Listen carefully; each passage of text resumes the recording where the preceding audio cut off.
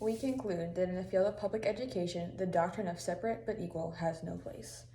Said by Justice Earl Warren. In the court case of Plessy v. Ferguson, it was decided that segregation was unconstitutional and that inherently separate but equal was discriminatory. And now we are faced with a new problem, forced inclusion, in the form of affirmative action. With affirmative action, minorities are disadvantaged and it also promotes discrimination. A ban on affirmative action in the institution of learning programs in high school is better for the students in general. This way, minorities are no longer discriminated and they are helped. According to Stanford Encyclopedia of Philosophy, affirmative action means positive steps taken to increase representation of women and minorities in areas of employment, education, and culture from which historically they have been excluded. Today, I will be only referring to affirmative action in the education system.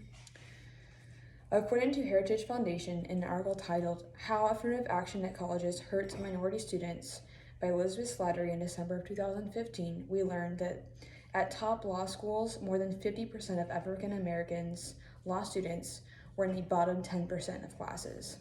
The dropout rate among African Americans compared to whites was more than twice. The author described this as a mismatch between student and between the college. While minorities are very interested in the STEM majors, those with low GPAs and SAT scores do not fare so well. In a study by UCLA law professor and statistician, they indicated that students with credentials more than one standard deviation below their science peers at college are about half as likely to end up with a science bachelor's degree, compared with similar students attending schools where their credentials are much closer or above mean credentials of their peers. Admissions based on merit is the best option when considering students. It is better for students to be admitted to a school where they are matched with their peers and at their own college, as opposed to a college with credentials of students that they don't match. Affirmative action also discriminates against whites and Asians.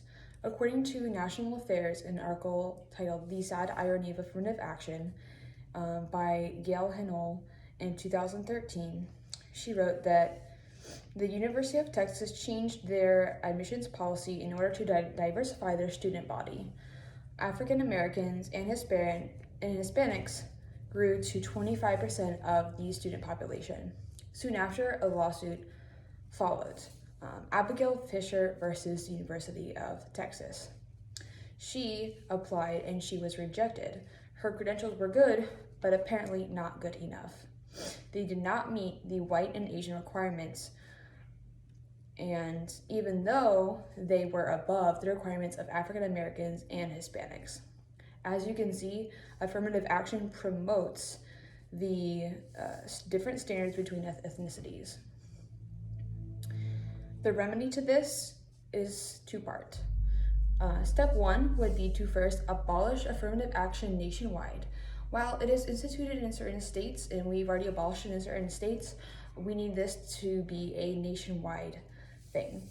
Step two would be to implement learning programs in high school in order to help prepare students for college and help them get a better GPA, better SAT scores to help them throughout college.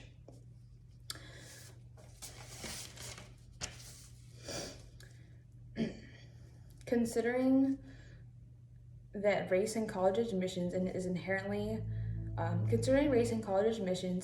discriminatory, regardless of which group it favors, just like in 1954 when they called segregation separate but equal. Through putting minorities at a disadvantage and still discriminating, affirmative action fails to do the intended.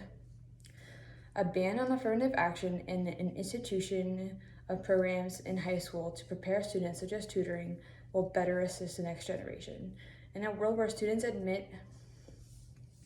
are admitted to college based on their hard work and not their skin tone, justice is truly achieved. Admitting students based on race de-incentivizes from students to study harder and work harder for the grades. So, will the next generation be college dropouts or will they be hardworking adults? Now, while we are closer to 2054 than ever, Our society is still stuck in 1954, where we still tell people what they can and can't do based on what they look like. So let's look forward and leave the past behind us, back in 1954, where it belongs. Thank you.